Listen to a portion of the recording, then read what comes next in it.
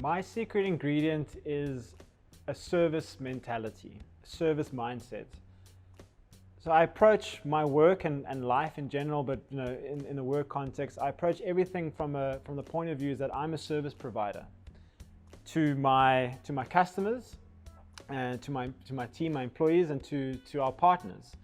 And what I want to do is I want to make sure that I provide them with the best possible service that they can get. So if it's a team member, how am I going to make that person grow? How can I empower them? How can I make them shine at work? How can I make them really love what they're doing so that they can then help our customers? And so I really try and approach everyone that I deal with that mentality of providing a service. I'm obviously very passionate about people, and what we do is, we work with people.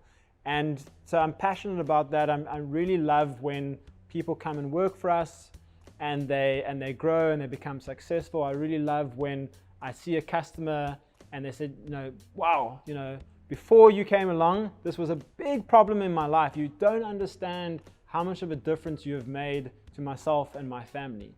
And for me, that is really where I get the kick and the motivation out of what we do. It's like really serving people.